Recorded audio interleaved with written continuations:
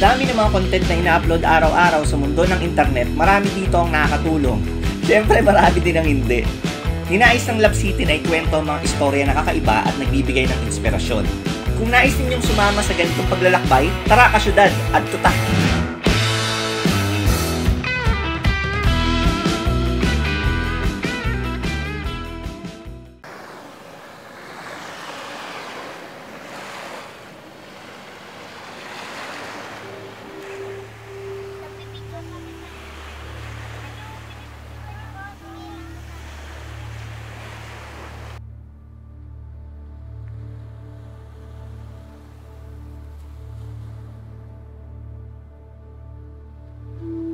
Basurero po ay isang proyekto namin kasi kahit ano pong pamamahala at pagpuprotekta, kung patuloy naman po itong matatapunan ng basura, ay namamatay din po ang ating mga resources katulad po ng corals at katulad din po ng seagrass.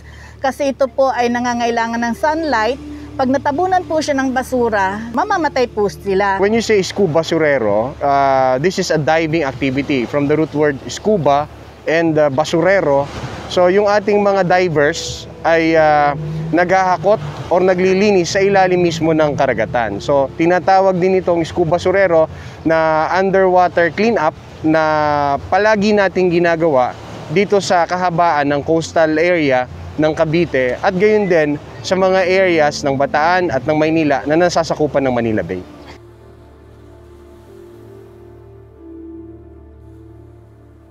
Ang pangangalaga sa ating karagatan, sa ating kapaligiran ay pangunahing layunin at pangunahing trabaho ng Philippine Coast Guard.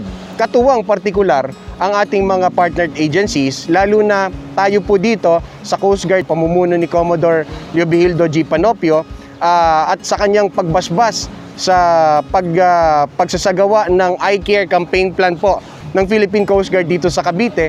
Ito pong mismong ating mga coastal communities, mga mamamayan na dito naninirahan sa tabing dagat ay palagi po nating niyayaya at ini-encourage na pangangalagaan yung ating karagatan. So, kumbaga, ginagawa po natin silang coast guardians in their own respective area of responsibility. Dahil sa patuloy na pagsasagawa ng mga programa natin, ay unti-unti po silang natuturuan dahil kasabay po nito ang pagsasagawa po ng public awareness para po malaman ng mga taong bayan kung bakit natin ito isinasagawa at unti-unti po sila po ay nagpa-participate na nagigising na po sila. Well, isa po yan, no? It's a psychological matter. Dapat ang mahalaga, nakikita po ng ating community na tayo sa National Government Agency, sa LGU, ay talagang seryoso sa mga ganitong gawain. At kapag sa ganon, sila na rin po ay hinihikayat natin na maging parte. Papaano? Sinasamahan po natin sila at gayon din po sila sa atin sa mga ganitong activity. Kumbaga, we are immersing them to this kind of endeavor para po pangalagaan ang ating karagatan. Since 2017, nagsasagawa po kami ng papalakas kami ng Marine Protected Area Networking. Nagkaroon na po tayo ng Marine Protected Area dito po sa Ternate. Ang pangalan po nito ay Ternate Marine Park. At naaprubahan na rin po ang ating Corregidor Island Marine Park. So sa ngayon pong taon na to, pinaprocess na po namin ang pagne-network ng dalawang Marine Protected Area para po higit na mapangalagaan po ang karagatan natin sa Manila Bay. Sinasabi po ng karamihan na ang Manila Bay po ay patay na. Wala na daw pong mga marine resources na nabubuhay sa karagatan ng Manila Bay. Pero sa paniniwala po ng aming tanggapan, ang Penro Cavite, ay nagsagawa po kami ng mga reef assessment, seagrass assessment, at mga iba pa pong pag-aaral tungkol po sa ating mga rekursong dagat. At napatunayan po ng aming mga assessment na meron pa pong natitira na mga corals area sa ating karagatan. Bagamat ito ay nasa poor to fair condition at kung ito po ay patuloy nating mapapangalagaan at mapapamahalaan, ito po ay lalawak. Sabi nga po, ang ating dagat, ito yung catching basin. Lahat po ng nangyayari sa itaas, apektado po ang ating karagatan. Kaya po ito po yung isinasagawa ng DNR na reef to ridge approach. Ibig sabihin, hindi lang sa dagat tayo mag-aayos, magmamamahala, ganun din po magmula sa kabundukan. Kasi minsan po yung mga basura nanggagaling sa taas. Kaya po ngayon nagsasagawa tayo ng simultaneous clean up para po malaman ng mga tao na kailangan nating maging malinis sa ating kapaligiran para mga natural resources natin sa karagatan ay higit na yumabong.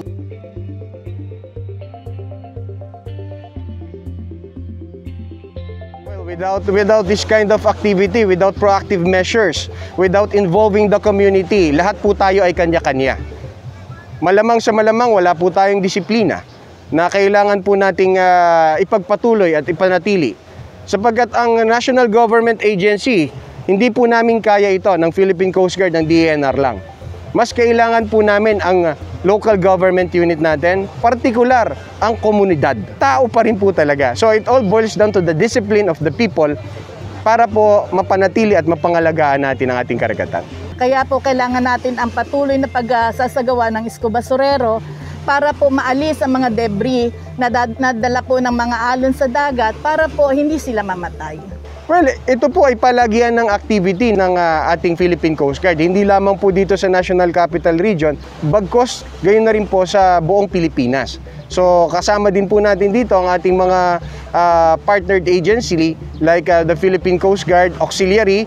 Kasama din po natin ang DNR divers po from the province of Cavite.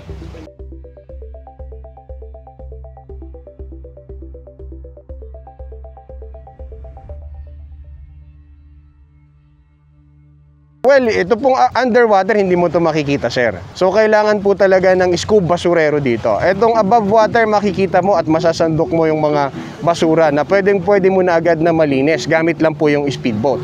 So, sa underwater cleanup, kailangan po natin ng mga gears, kailangan po natin ng mga divers na marunong magsagawa ng mga ganitong technical na activities. Maganda po sana mag-undergo din po tayo ng training, no? Sa pangangalaga sa kalikasan, hindi po natin dapat isang walang bahala ang kaligtasan. Kasi po ang pagdadive po ay hindi rin po basta-bastang activity at dapat po ito ay may sapat kang kaalaman, yung tinatawag na SKA, Skills, Knowledge and Approaches sa mga bagay na gagawin natin, partikular sa mga underwater activity po.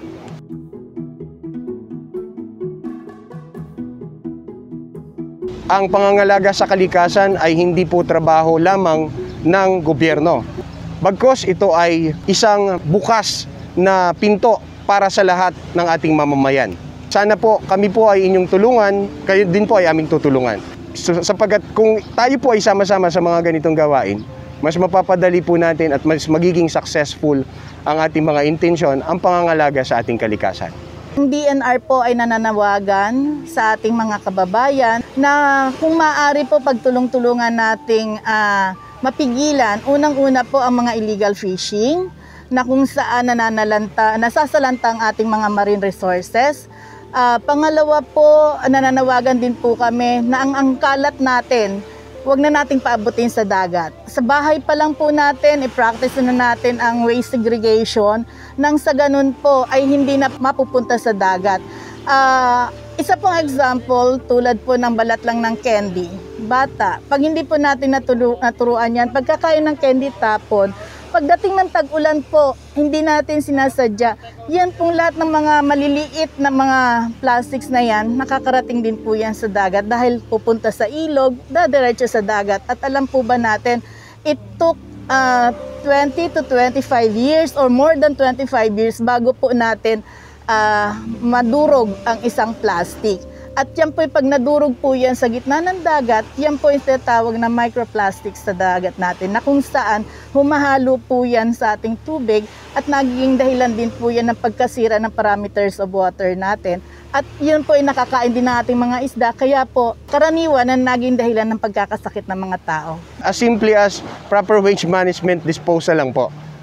Sa ganong kasimpleng bagay lang, malaki na ang impact. Kung tayo pong lahat, kung ako, kung kayo, kung ang ating mga kababayan ay alam kung saan dapat itapon ang mga basura, hindi na po natin kakailanganin maglinis ng karagatan. So nagsisimula po yan sa ating lahat. It's small things. If you come to make it together, it becomes bigger things, hindi po ba? Key dito is personal willingness mo to be part of this campaign. Paano? By simply throwing your garbage into its proper disposal. Ang nagtutulak sa amin ay ang pag-iisip na ang lahat ng ito ay gusto nating makita ng ating kinabukasan. Kasi tayong lahat dito na-enjoy natin ang ganda ngayon, pero paano naman yung kinabukasan? So, yung vision na ang ating mga kabataan ay malasap din ang kagandahan ng ating bayan, yun ang pangunahing drive or force na nagbibigay sa amin, katuwang ang mga batas na napapaloob sa aming ahensya. So, ito po yung mga bagay na nagiging kasangkapan namin para maging aktibo sa mga ganitong pangangalaga sa ating kalikasan at karagatan. Well, sad to say, alam po natin na ang main source ng protina natin ay galing sa dagat. Kung patuloy po tayong hindi magpapatupad or hindi tutulong, katulad ng panawagan ng DNR na ang kalat natin sa dagat ay wag nang paabutin, sad to say, time will come, ang isda, ang corals, makikita na lang po natin sa libro. Parang tulad ng dinosaur, wala na po tayo makikita niya sa natural. Libro na lang po, picture na lang pong kakakitaan. Kaya po sa ngayon, we have still time na sagipin natin ang Mother Earth natin. Kasi dito tayo nabubuhay. Sabi nga po, hindi tayo kailangan ng kalikasan. Pero tayo, kailangan natin ng kalikasan para tayo mabuhay.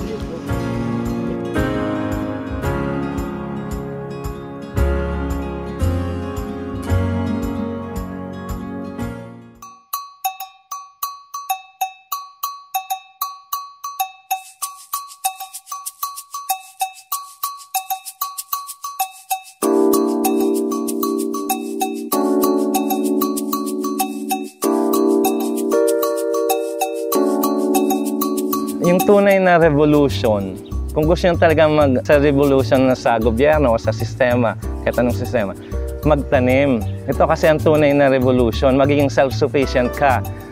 Planting your own food is printing your own money. Isang revolution na yun eh. Isang revolution na yun. Pwede kayo mag-barter, hindi na kayo aasa pa sa financial system. Kung yun yung tunay na revolution na gusto nyo, iba kasi yung revolution sa kalsada eh. Sa sarili mo lang, kaya mo gumawa ng revolution. Maraming nakakitang tao. Isa na sila. Sila ngayon, gumagawa ng sarili nilang revolution sa neighborhood nila.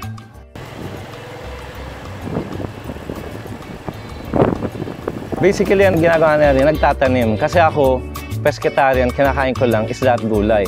So, yung pagkain ko, dito ko na kinukuha. Gusto ko lang din maka-influence kasi health is wealth. Mga kaibigan ko na, family, na masarap sa pakiramdam kumain ng gulay. Masarap sa pakiramdam mag-garden, hitting 2 birds with 1 stone. So, ang isang benefit nito, may libre kang lupa na tataniman. Halimbawa, wala ka sa bahay nyo sementado. Pwede kang pumunta rito, may libre kang lupang tataniman, yung harvest mo sa'yo. Depende sa'yo kung kaya mo bang isang buong garden o 3 plot o ano. Pwede mong taniman to ng sa'yo. Sa'yo yung harvest. Kung mabait ka, pwede kang mag-share sa ibang member. O pang ulam mo ngayon. Yung Pasito Organic, parang umbrella lang yun na para tumulong sa lahat ng mga gardeners. NGO eh, walang income ang Pasito Organic eh. Gamit lang namin siya para makatulong sa mga may gustong mag-volunteer. Ito naman yung mga herbs, tarragon, mint, yung peppermint, pati spearmint, serpentina, yung aloe vera. Ito sinimula namin noong 2018, kami nung classmate ko nung high school, yung Kagawad Reggie Valdos. Kasi nung ang kwento, pag umuwi ako dito galing Karamuan, naboboard ako kasi doon nagtatanim rin ako doon eh. Kaya nilapitan ko siya, sabi ko baka pwedeng maghanap ng open space, magtanim tayong gulay, double purpose, malilinis na natin yung space na tambakan ng basura. Makakalibre pa tayo sa gulay. Nung nagsimula, 3. Nagiinom lang kami ng beer sa bahay nung classmate rin namin. 1 week na kami nagiinom, puro kwento. Tapos sabi nung kagawad nga, tara, bukas, hanap na tayong lupa. Nagpaalam kami sa mga chairman dito. Tapos pinost ko sa Facebook, may sumamang 3. Yung Bike Scouts Philippines. 10 days or 2 weeks to. Linis lang. Linis lang. Sa dami ng basura, pati yung bato. Si Marvin, actually kilala ko sa grupo namin biking, yung Bike Scouts Philippines. Doon ko nakilala si Marvin way back 2018 din.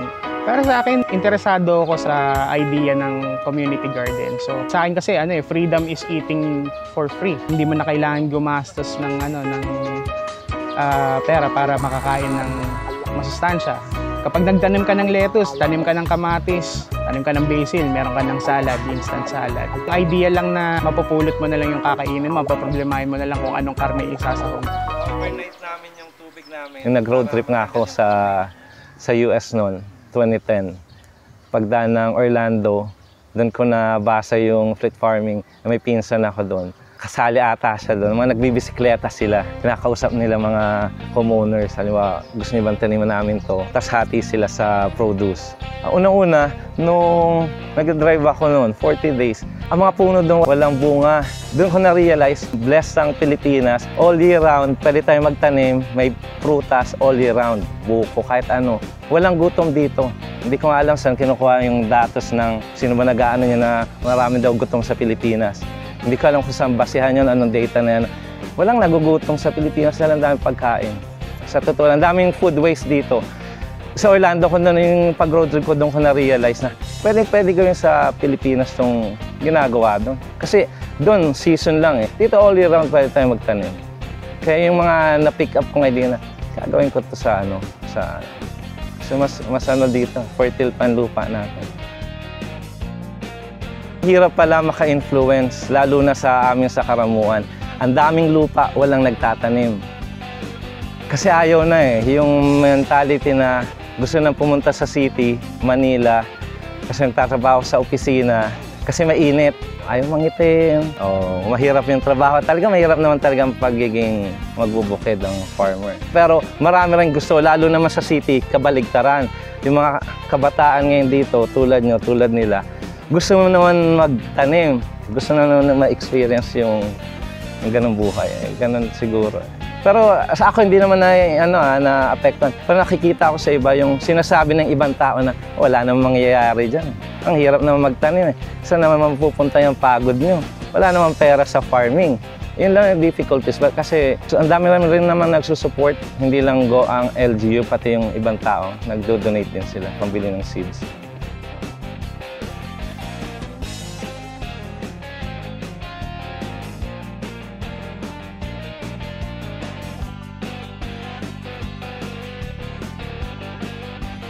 Kakatingin ko sa online, wala pa akong nakikita yung kaparehas namin. Pero sana meron na hindi ko lang makita yung ganitong setup na open space ng community, tapos ini-invite lahat kasi pwede kang mag-adapt ng isang plot o ng isang buong garden kung kaya mo, pwede. Wala pa ako. Usually, private mga citizen, kanya-kanya. Wala yung grupo. Merong grupo, Facebook page, pero yung grupo na talagang nagtatanim, wala pa akong nababasa. Naghahanap kasi ako eh. Gusto rin makausap sila. Gusto ko rin matuto pa eh. Kasi baka may kulang pa kami. Actually, word of mouth lang kami. May mga sarili-sarili kaming social groups na katulad ko, more on ang grupo ko mga bikers. May mga grupo kami na mga entrepreneurs, ganyan. Bali ang nag-top sa amin sa mga PWD si Harley, wala nga lang siya ngayon. Siya yung may kakilala dun sa Kanlungan. Ayun, from there, nung nakuha namin yung Access Garden, yun yung naging parang face ng Pasita Organic na lahat ng klase ng tao is pwede mag-volunteer. So, kaya access siya kasi gagawin namin accessible sa lahat. Merong connection pa rin na nangyayari. So, natututo kami na maggawa ng simple sign languages para makapag-interact kami ng konti. And then at the same time, nakakatulong kami sa kanila for therapy. I was a member last March. At first, nakikita ko sina Sir Marvin at saka yung isa pa naming partner na nag-aayos sila ng doon. Nakita ko, interesting. Anong ginagawa nila doon? Nag-join ako dahil gusto ko mag-gain ng experience.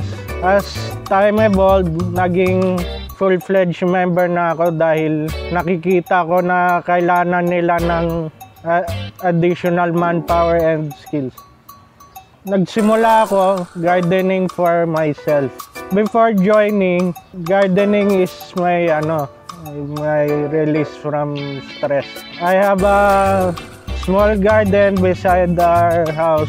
We rent the house and the tenant happily allowed me to plant there. Tapos bigla nagkaroon ng community pantry boom and I realized I need to volunteer. Una-una yung samahan ng grupo kasi once a month may kami, may meeting, tapos may kainan, tapos kwentuhan ng experience. At saka ang soil daw, may may mga bacteria na happy bacteria na nagpapasaya sa'yo eh. Solo ka nag-garden, pampaaliwalas din ng Pag stress ka, punta ka lang, bungkal-bungkal. Actually, ang happy moments kapag namunga na yung tanim eh. At saka yung pag nalinis yung plot, kasi hindi naman kami nagsa-start ng ganito na eh. Sabi ni Marvin kanina, tambakan ng basura. So nagsa-start kami from scratch talaga, lilinisin namin, may mga volunteers na tumutulong. Ang local barangay naman tumutulong din sa amin. At saka recently nag-tap sa amin ang PNP for volunteers din. So from there, maganda naman yung development ba. So yun yung happy moment sa akin kasi pag nakikita mong nade-develop yung grupo, at the same time yung tanim mo tumutubo, nagkakaroon kayo ng harvest. Yun, masaya na ako doon. Kung sinong gusto sumali sa grupo, sa Pasita Organic, welcome lahat kasi ang daming lupa na pwedeng pagtinaman. At ang daming garden na meron na kami ngayon na kailangan ng tulong kasi ang dami pang lilinisan, ang dami pang tataniman. Follow nyo lang yung page namin sa Facebook. Message nyo lang yung page. Or if you can create your own garden kung saan man kayo nandun. Makipag-coordinate naman kami how to start. Kung sino yung mga dapat kausapin na tao for permission. Yun, hindi naman namin kayo papabayaan. So gusto rin namin makita kung magkaroon kayo ng garden. Gusto rin namin makita yung improvement at yung development ng garden. So dun sa mga gusto mag-volunteer, welcome kayo dito sa Pasita Organic Garden Group. I encourage you to join our organization, Pasita Organic Garden. You will learn lots and free therapy for all of us. Thank you.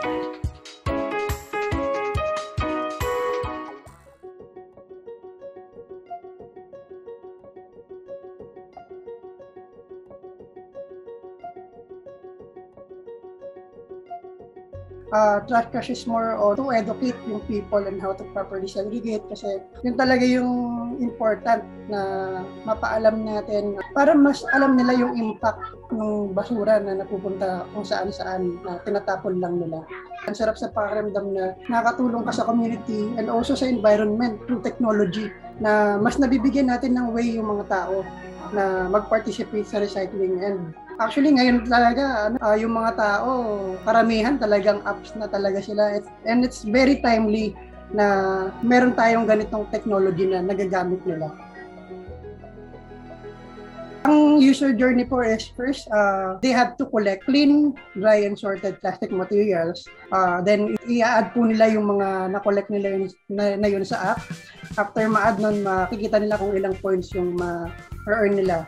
Then from there, they can deposit it to our community partner. One is yung sa Tondo and another one is yung sa Laguna, sa May Calamba, Laguna.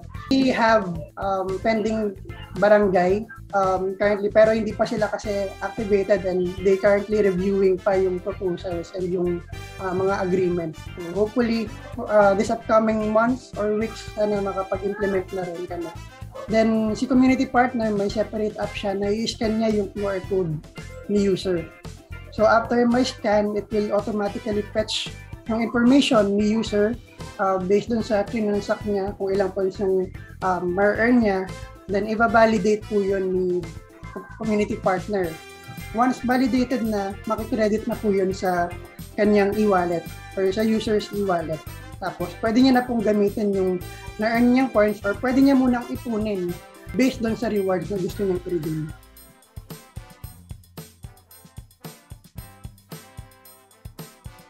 Ang mangyayari sa mga na-collect is, nakipag-partner po kami sila Sentinel Upcycling Technologies and Clean Our Oceans Project.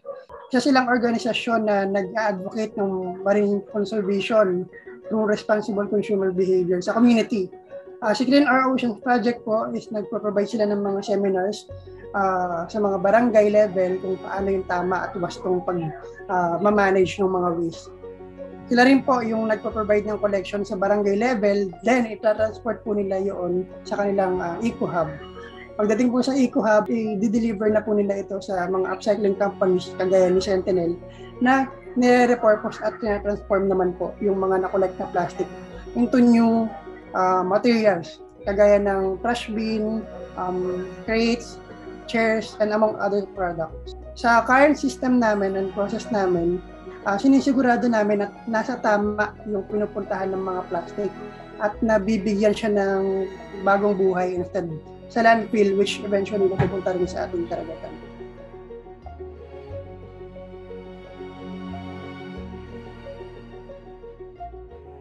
Simula yung idea ng Trash Cash nung sumali kami sa hackathon. Yung hackathon kasi na sinalihan namin is supposed to be part of the Guinness World Record na largest hackathon in the world. Kaso hindi nasungkit. So naging siya, largest hackathon in the Philippines. So last 2019, so almost 3,000 developers nationwide yung nag-participate para gumawa ng solution gamit yung technology na makakatulong sa community and any other sectors.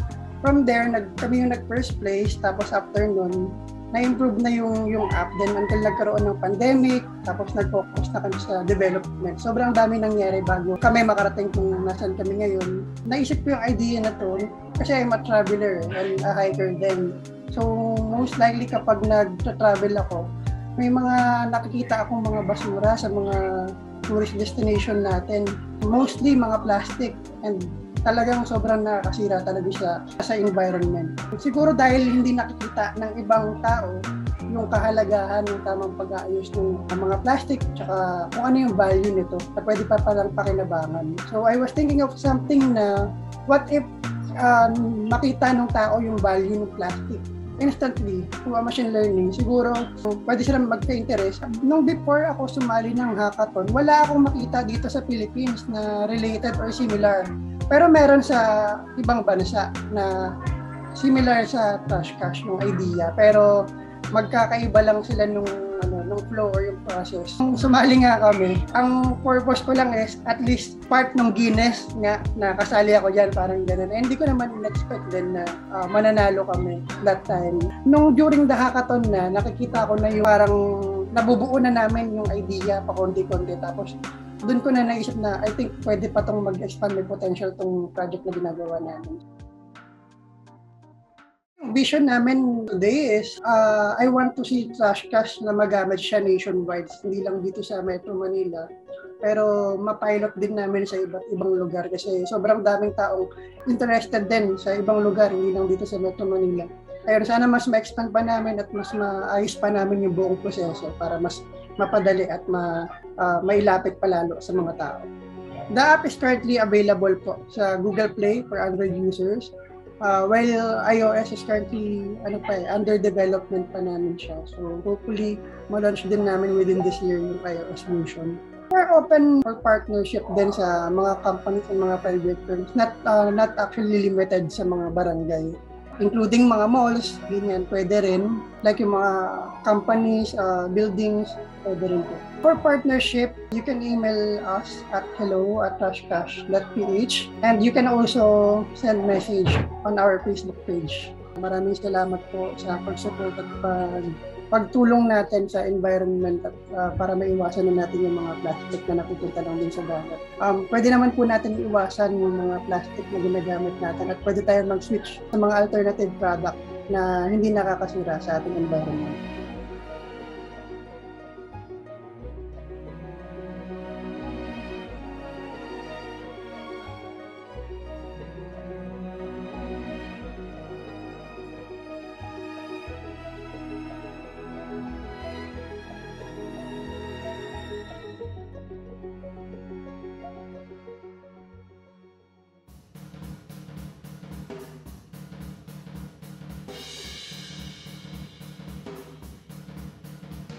Our new normal now is face mask, you can't go to a grocery, you can't go to your friend's house, you can't go anywhere or leave the house without a face mask. This is something that we'll still continue to have even if there's no pandemic, there's still other issues, there's still other illnesses, diseases and things like that. So this is something that we need to do to keep safe. So these face masks are created for everyone, not just a specific type of demographic, not only people who love about sustainability. This is also somebody that someone from the corporate world can wear also. So here at Fig Tree Farms, we have displayed here is the plantable face mask, which I'm wearing right now. I also like this face mask because not only it protects you, but it also protects the environment. And we are giving back to the environment what we took away from the environment. It's 100% made out of pure abaca paper. The thing I really love about this is that it's embedded with plantable seeds. So you can see right here, there's a couple different ones in here that we put. So this is not just a regular abaca mask. There's actually a lot of different masks out there that you can find. But the thing that makes this particular mask different from all the other ones is that this is biodegradable. Yes, there's some that cloth masks, although it's reusable, you can use it for many times. Does it disintegrate into the earth if you throw it away? No, it doesn't. But this one does.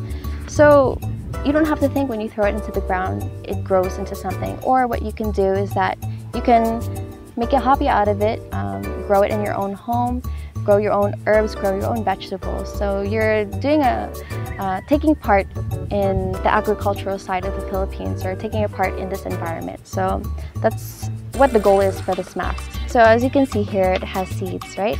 So this one is made from has pechay seeds inside of it. We currently have 5 different colors: green, pink, yellow, white, and blue.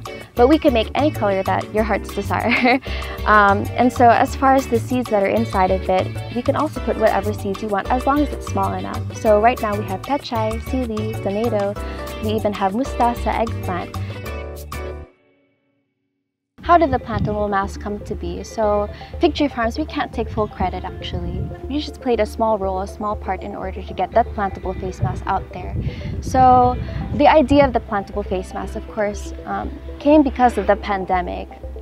I mentioned before that since the start of lockdown, since the start of the pandemic, there has been 52,000 metric tons of medical waste here in the Philippines.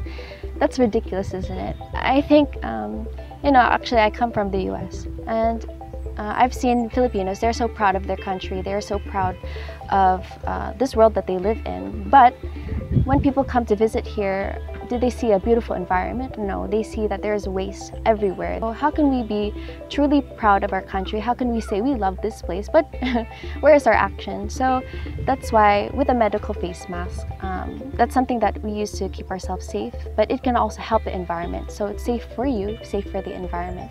The incredible thing about this is that the people who are making these masks, it's so amazing. They're a group of livelihood women in Tuy, Batangas. They already had this company before that they had been creating craft paper, different things like that. And so they decided, what is the solution to this issue rising? What is the solution to disposable face masks? So why not have plantable face masks? So then they created that, and since then, they're really just so amazing. So we just want to highlight that community, highlight the people behind that, and tell to people about their advocacies, make it known that protect our environment, protect the Philippines if you truly love it. So that's one of the things I noticed about this mask, is that we're using it as a tool for our advocacy. This is something physical that people can do, and they're not just wearing it and talking about the advocacy, about sustainability. They can then plant it back into the earth, and there's the action of sustainability. After you use it, this is how you plant it. So I'll go ahead and just cut it in half so that it's a little bit smaller. But you can plant the whole thing into the ground already.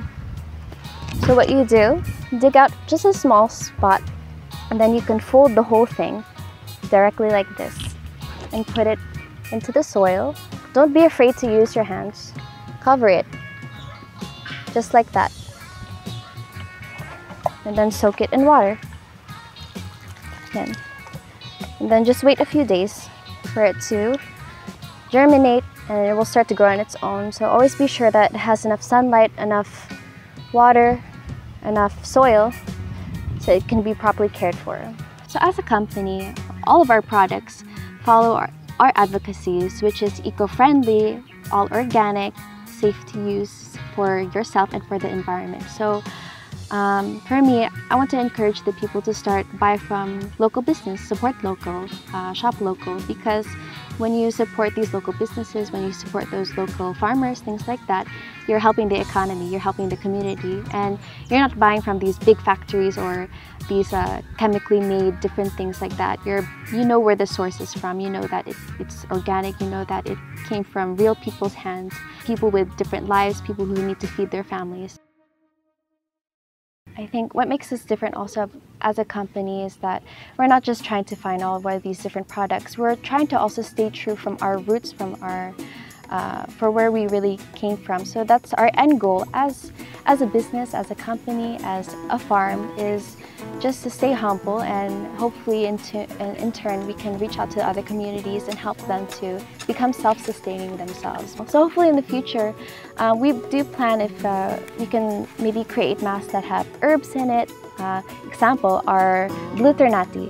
That would be something so amazing, because not only do we have that already as our product, we can already put it back into the mask, and there you go, you already are growing your own tea, something that we're already telling people about. It goes hand in hand together. The idea with these face masks is you don't have to change the life you're living right now. You don't have to go completely zero waste free or things like that. This is just one small thing in order to help keep this earth alive, keep this earth healthy. So different small things like that, I think that's what something about the face mask can help do, is that this is something that you don't have to think about, but at the same time, although you don't think about it, it makes a huge difference in this world. Because, example, we don't think about when we have to wear a mask, we just put it on and then afterwards we throw it away. But that small action is so harmful to this environment. So with this, if you wear this face mask and then you throw it away, if it goes into the ground, something amazing can grow out of it.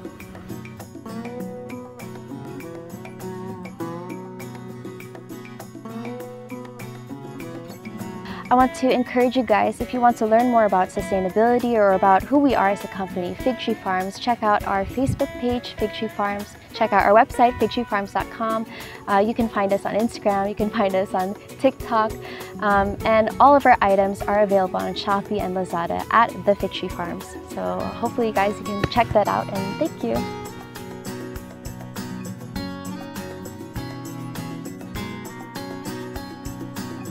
If you want to hear more inspiring stories, not just about mine and Fig Tree Farms, but on different parts of the Philippines here in the world, check out Lap City on their YouTube page.